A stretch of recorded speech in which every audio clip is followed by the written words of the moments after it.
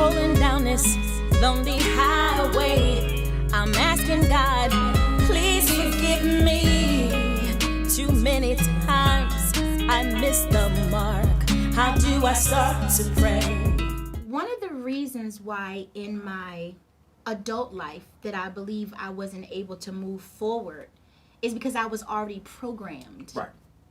I was already programmed to believe that unless I did what was natural, I wasn't going to have the support. So it's like either do it our way or you won't get the support doing it your way.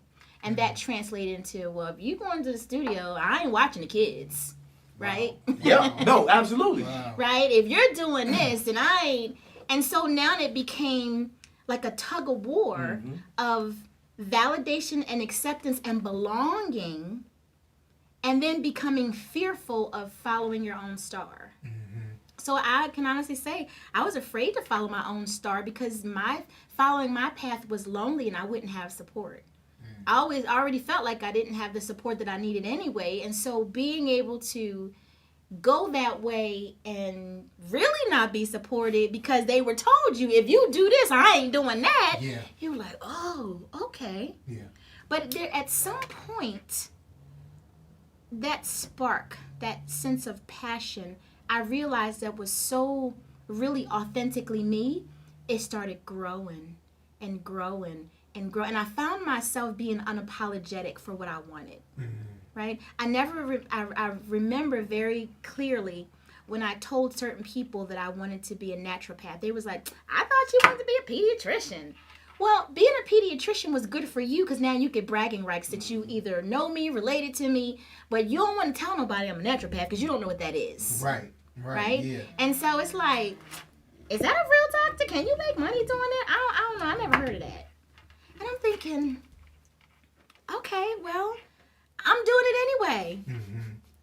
And over time, you know, people saw me dragging my books. That was like another 5-year degree. That was no joke. Yeah, I'm sure. And so I'm driving, and here she come with her books again. And when I graduated, and I was the first, no, I wouldn't say the first. I would say the only at that year African-American woman to graduate with a doctoral degree in natural medicine, I was like, yes, I did it. Yeah. And it still took like maybe 3 years for people to go, you know, I heard something about that natural. Isn't that what you do? And then it seemed like as they started being familiar with it, then they started validating me. But you know what? A prophet has no honor in his own town. Because I still have friends and family who will ask me about things, and I will do my best to support them. Yeah. They won't follow the consideration, and then they go finally down the tube even further, and they go, you know, my doctor said I should seek a naturopath. You don't say. Right. I've been sitting right next to you the whole time. And so at that point, there's a balance between me having compassion and then me being arrogant, because I don't want to say, look, I told you so. Yeah. Right? And so I squash that, and then I leap into the arena of now being frustrated. And I'm like, but if I support you again, you're still not going to pay attention because you're brainwashed, just like I was in not following my dream. Right? Yeah. And so until a person is aware of the brainwash and their desire for change, there's nothing that anybody can say. Right. So I think it wasn't until, honestly, Knight called me. He's like, look, I've been looking for you for 10 years. Yeah. That kind of like, really? That poor gasoline. That poor, look, that blew my whole stuff up. Yeah. And it blew up my fear. It blew up my insecurity. Yeah. Because, wait a minute, you heard me sing, like, and you came looking for me? 10 whole years. Yeah. Because I thought that was something that I would have to just put in the closet, put a nice bow, and says, I remember when. And I was willing to do that because I didn't have in my mind a platform to do it again. Like, how do I go search out? I don't have the kind of time. That's what I was thinking. I ain't got the kind of time. Yeah. And so that was like, that kind of blew up the fear. It blew up everything. And I think that on this journey of exploring my own voice and singing the way I feel my voice comes out was part of the journey, and it wouldn't be as sweet if I hadn't gone through all of those things. Yeah. Because now I do have a story and I'm ready. Yeah. Right? There's a difference between you having a gift or a talent and somebody exploiting it before you're ready. And they use it to their own benefit before you even understand what it is. Right. Yeah. And then you're all washed up. Yeah. Yeah. But when you have had unfortunately the challenges, the ups and the downs, and you can kind of really sit down and go, so what does this really mean? What is this really about? Who am I? And when you start asking yourself, who are you? Whoa, that's when it gets deep. Yeah, that's true. Very true. That's when you have a song called Fluid Emotions. Fluid emotions stabilize. Fluid emotions energize. Fluid emotions harmonize.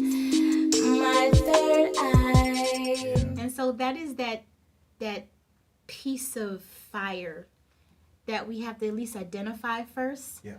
And then allow it to kind of expand. First, it's an ember. And if you're lucky, then somebody's going to kind of stoke it.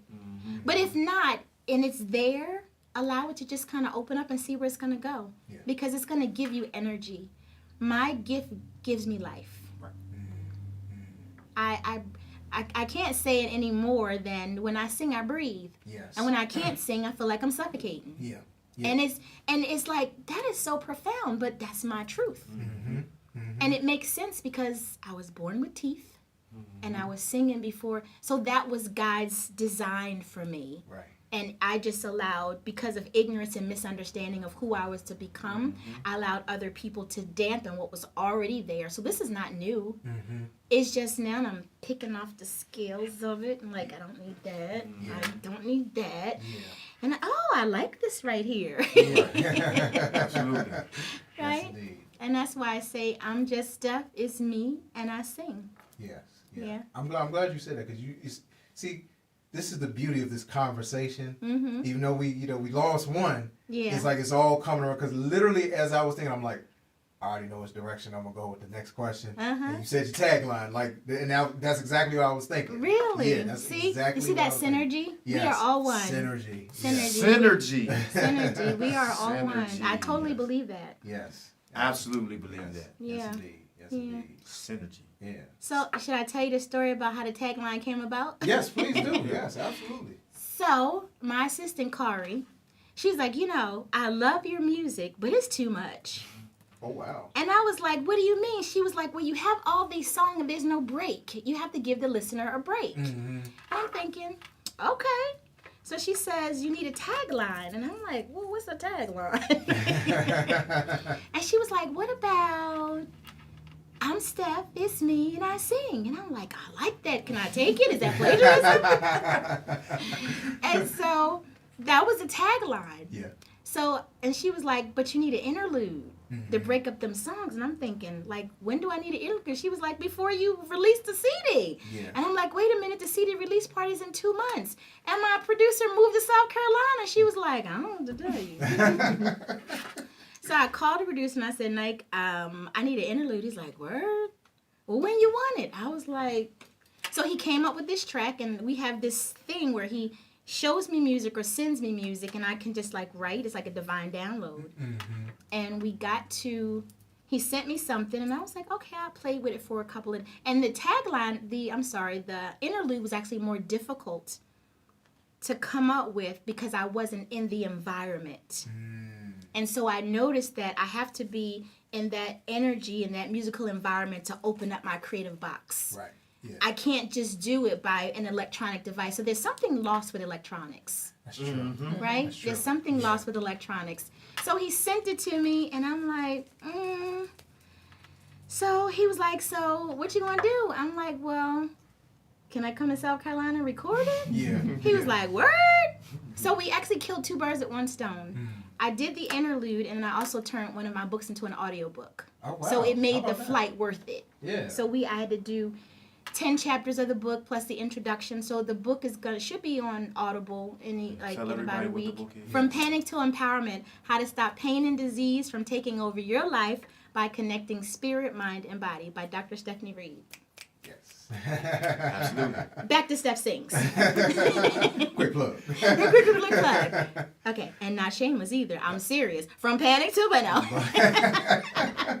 That's why you got to plug it. So we went. I went and we did the interlude, and I noticed that as soon as I heard the music in an open space, I was able to connect with it and write it. And the interlude is actually a segue to the first song, Exhaust Pipe. Okay. And the words of the interlude are very introspective, and hopefully when people hear it, they can kind of superimpose their own thoughts into it. The lyrics are, I gotta get out of this box. I've been submerged for quite some time. Check my unorthodox style. As you can see, I'm not trapped no more. For sure, I'm here with no fear. I'm just me, I'm Steph, and I sing. That's the interlude. And so it goes into, take a moment, think about this carefully. Do you really think you can handle me? So I come out hard. Yeah. And then I kind of mellow you out into the... So I got your attention. Like, who this chick thinks she is? I could take a minute to the... If you got mad when you heard the first song, like, who she thinks she is good? Because now you got to listen to the rest of it, and I got your attention. Absolutely. And now you're like, oh, that's deep. And so after that, I start spilling the beans in terms of emotional fluidity. Yeah. And I really believe that unless you are in tune with your emotional self, you're going to be unwell. Absolutely. Absolutely. You're going to be unwell. So hopefully my lyrics kind of give you permission to kind of vibe with me and put yourself in the lyrics that I'm saying. Yeah. I spoke to somebody yesterday, and she was like, I just called to tell you I got a new car. I'm like, congratulations. Yeah. That's, girl, okay, so you come to visit me, right? She's like, yes, I'm coming to see you. And she's like, but I'm calling you because this is what happened to me when I got the car. Beside the blessing of the car, your CD was in my old car that was going to be traded. My car was already in the lot for them to like upload. I was like, whoa, you got to go back and get my car because I got to get my CD out. And I was like, seriously? She was like, yes. They had to literally go back into my car after they had drove it off. She's like, yeah, I needed my CD. She said, well, my daughter's baby picture was in there too in the back seat. But yeah, my first inclination was, you got to get my CD. Right. And I was like, wow. Yeah. She said, you know why? She said, because every time I listen to your music, she's thinking, how does Steph know that I was feeling like this? She was like, that song, Surrender? Yeah. Oh, yeah, that's me. Yeah. I'm scared. I got a lot of fears. And I'm thinking, whoa. And then this is me on the phone. Because she's like kind of just sharing. But it was the music and the lyrics that opened her up to investigate her own sense of emotional connectedness or disconnectedness. Yeah. Because I can say in a few of those songs, I was beginning to be emotionally connected. And I recognized there was a disconnection. Yeah. And so that's where Jagged Edge coming from. Yes, Jagged Edge. I'm rolling down this lonely highway. I'm asking God, please forgive me. Too many times I miss the mark. How do I start to pray? Yes. Man. Yes. How many times do we even admit that we fell off the wagon? Not often.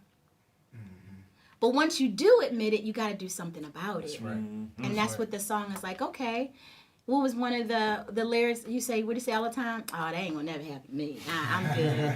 I know who I am. Never say never. Forever is a very long time. There's a fine line between love and fate.